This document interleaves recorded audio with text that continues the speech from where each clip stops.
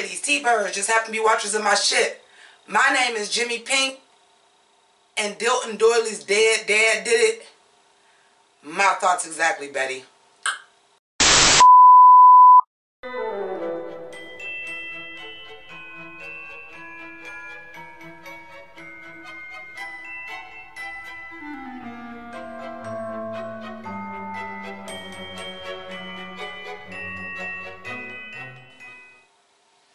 So, thank you guys for joining me. We got a real live one this time, y'all. I done broke two thumbnails on this episode, bitch. I was living. I got some live clips for y'all because I couldn't even wait to the review in case I forgot the shit. This episode is chock full of shit. Now, the first thing I want to talk about, well, you know what? Let's go to the first clip.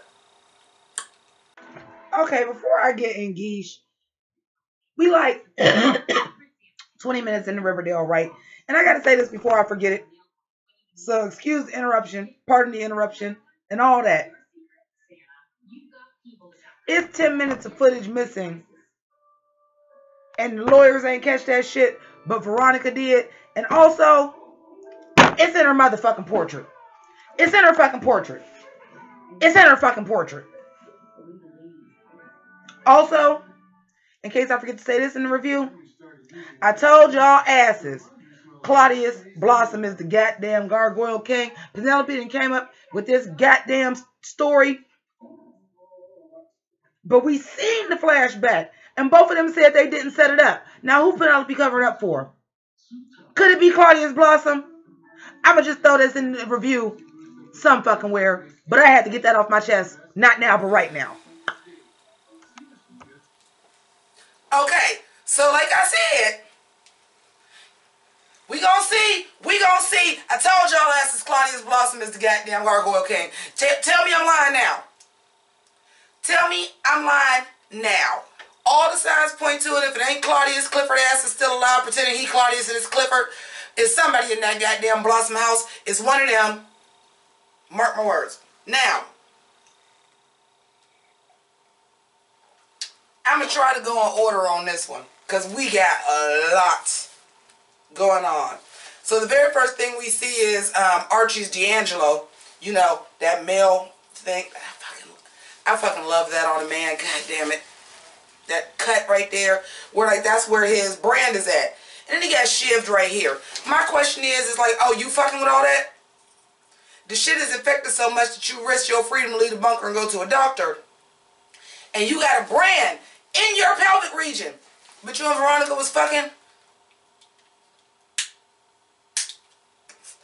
I buy her sucking your dick, maybe. But anyway, TV magic. But come to find out, Jughead had seen the gargoyles and the Gargoyle King, but it was a gaggle of gargoyles. It was a gang of gargoyles. It was a whole one, and Joaquin said, "You wanna be in my gang? Oh yeah!" So Joaquin was joining a new gang. So it's the Gargoyle King, or is it just a bunch of Gargoyle Kings? A bunch of followers. Anyway, moving on from that. So I'm thinking the Gargoyle Gang is as follows, which again points to my Claudius Blossom theory. A new gang. A new gang. Now, if you remember, was at the end of last season where Hiram was having the meeting with everybody. It was Penny Peabody, the Ghoulies. Penelope Blossom wanted her thing, and Claudius was there, and it was them people in there. That was about 10 people, wasn't it? Hiram might have been the one making the speech, but who was there that just popped up on the scene? I say, who? I say, who? I can't hear y'all. We're going to get our Dora the Explorer on right about now. I can't hear y'all. Who was there that had just popped out of the clear blue? Claudius, right? Okay. Fuck with your girl. I also have on my Alice Cooper cosplay today, but after the end of this episode, I really didn't want to put this shit on, but I already had it on. So they find out the warden offed himself good old G&G style with the blue Kool-Aid with the cyanide in it.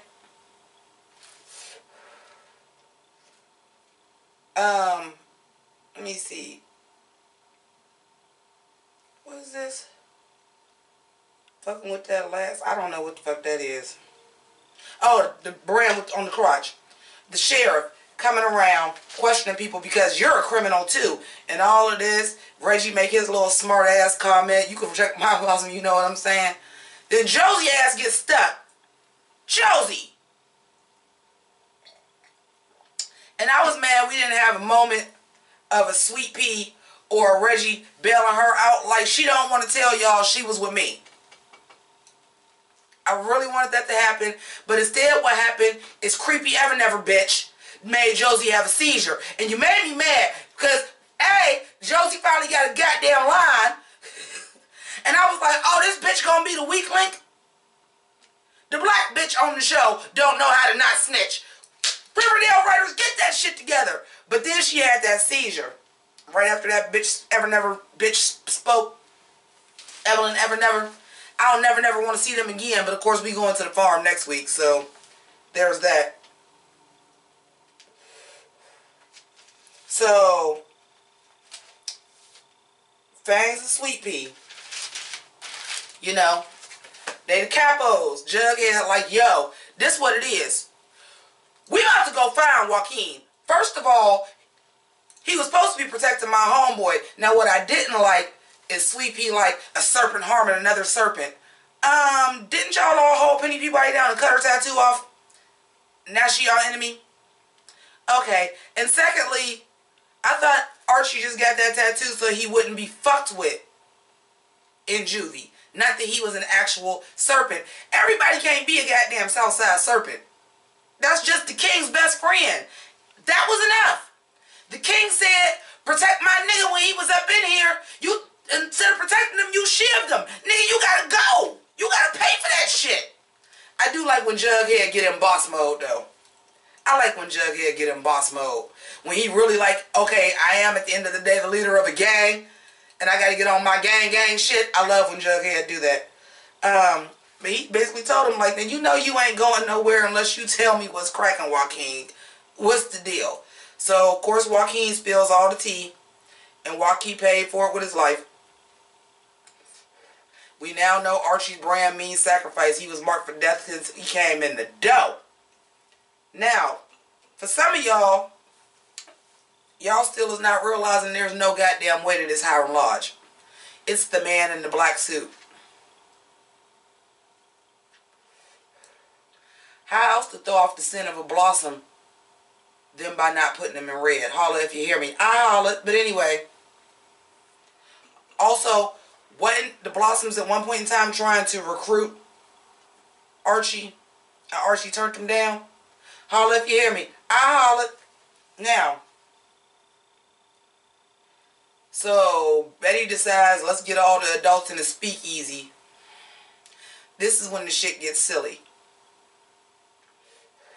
Because they all gonna tell you the truth. That Hiram is still playing like I'm not a 16-year-old nerd that plays games. The Gargoyle King ain't real. Nigga, we all know the Gargoyle King is real. He might not be a spook, a ghost, a spirit, a demon, or a real gargoyle, but we all know the shit is real now. We just synced it. People is dropping dead from blue lips. We synced it, Hiram. You can't hide it no more. Speaking of dumbass people and Hiram,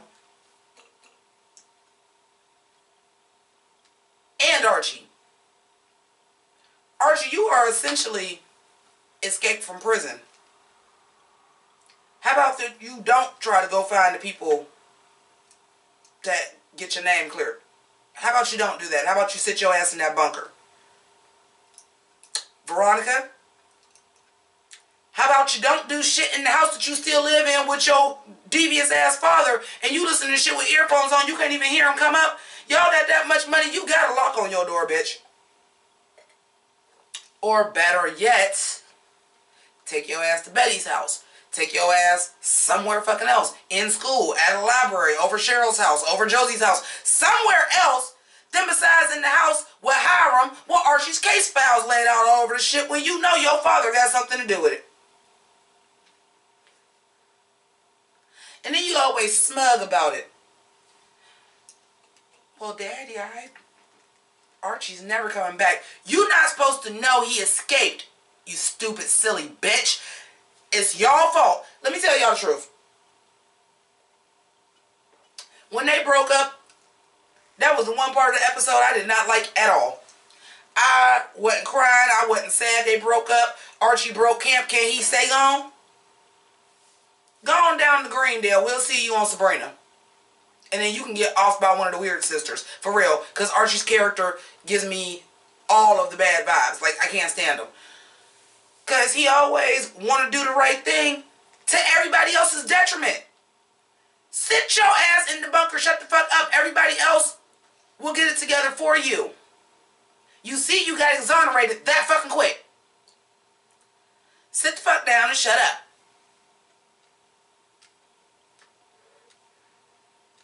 And at the very least, this will be a perfect reason to let KJ Apple rock his natural hair color because he was on the run. Maybe y'all should have dyed his hair dark so that they're not looking for somebody with bright red fucking hair since they're looking for the Red Paladin. Just a thought. Just a thought. Now, can we talk about FP handcuffing Jughead to the refrigerator? That was the silliest shit to me. I'm like, really, dude? Oh, I forgot to turn my little thingy on. I don't even know if y'all can see it for song. But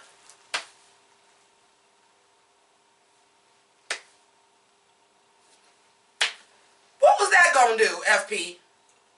Do you not know that your son is Encyclopedia Brown and that his girlfriend is Nancy motherfucking Drew, that he was not gonna stay locked in that refrigerator for long? You knew better than that, right? Speaking of FP, I got another clip for y'all. Because that couldn't wait either. Yo, Riverdale, y'all winning. Y'all winning today. Before I get engaged, we gotta do another cutaway. Because I might forget this. I might skip this in the notes. Did motherfucking FP just come through the window like he was coming in Sydney's house and he was Billy Loomis when the murderer was coming after her? Bitch! Did they just do a call back to screen with FP coming in the window in the bedroom? Y'all, Riverdale,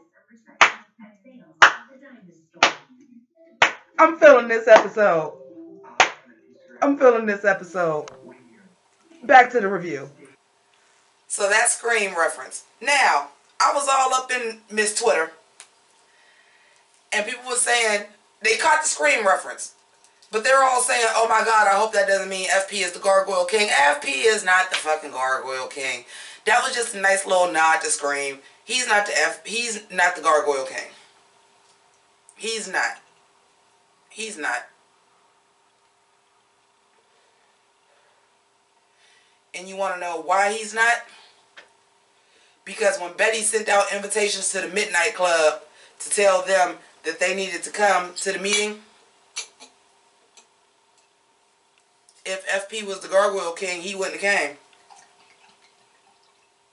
Or he wouldn't have spoke as my son playing the game and all that. Because why would you come? You would have knew it was a fake note.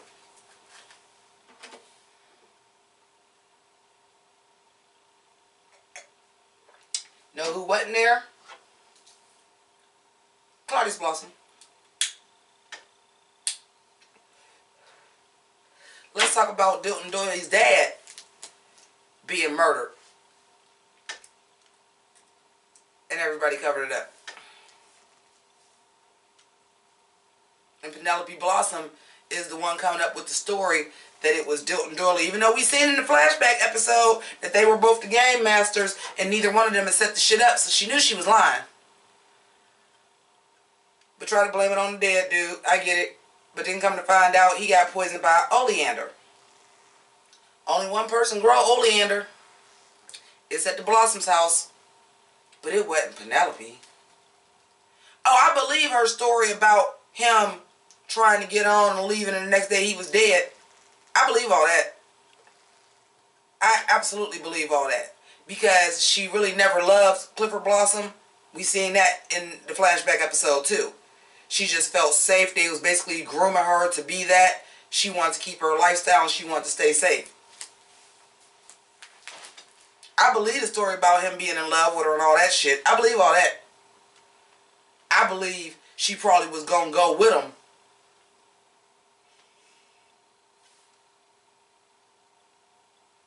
I'm telling y'all, man, it's Claudius Blossom. If it ain't Claudius Blossom, Clifford Blossom is still alive, pretending he Claudius Blossom.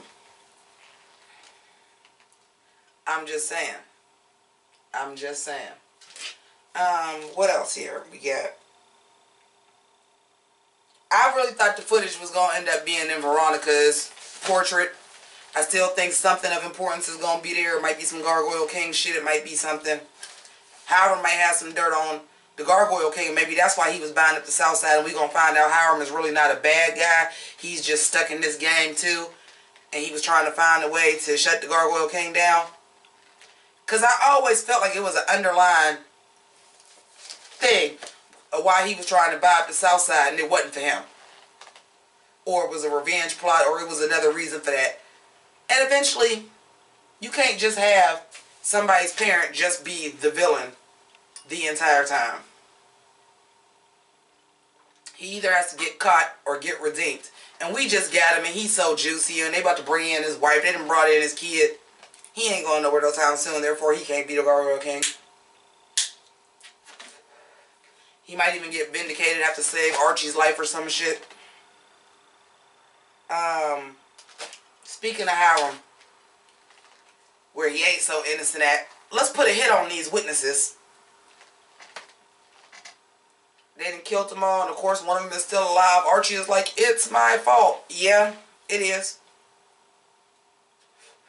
Sit down and shut up some goddamn time. Or y'all could be sneakier. How come Betty and Jughead can get away with everything and these is your best friends and y'all are so blatant and stupid about everything? Y'all need to go to y'all best friends for help a little bit more often. They better at this shit than you are.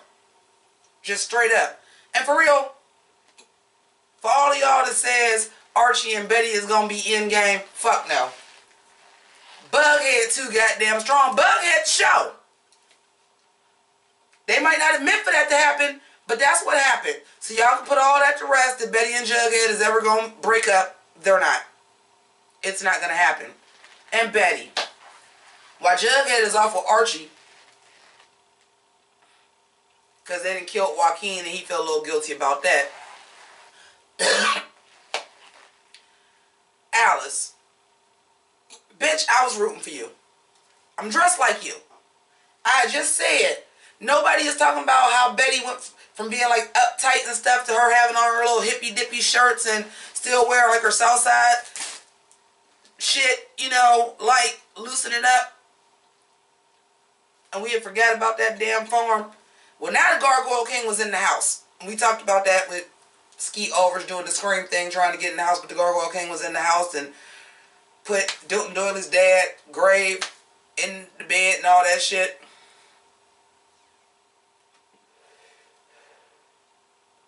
Of all the places, Alice, well, I'm going to the farm with Polly and the twins, and Edgar said that you would do this and you would be resisted. So I'm going to put you in a fucking convent that you already know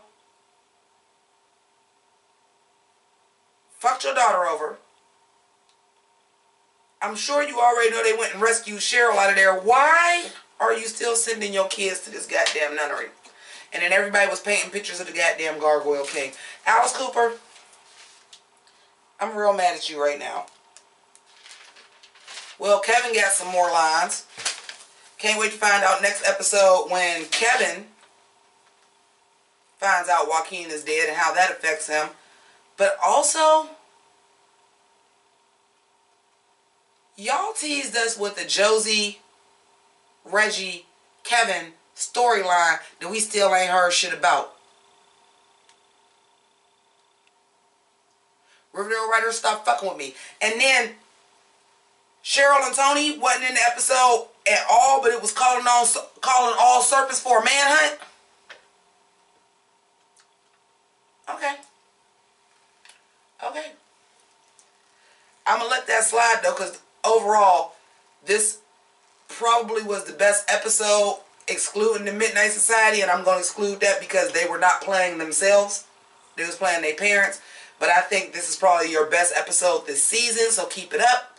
And I'm going to go ahead and wrap this up because these lights is hot with this goddamn wig on. So thank you so much for watching. Thanks to the Patreons, people who donate to my PayPal, to my lives, all of that. Thank you very much for that. You can continue to support this channel or help support this channel. All of that is available as far as merchandise and CDs, that is too. That's all down in the description. But while you're down there, like, subscribe, comment, share. If you're new to this channel, I respond back to everything. I love talking about this shit. I want to know y'all theories. I want to know if y'all agree with me, what I got wrong, all that shit. So hit your girl up. Merry motherfucking Christmas. I don't know why I said that. It ain't even December yet. But fuck it. It's coming. In case I forget. Keep it greasy. Deuces.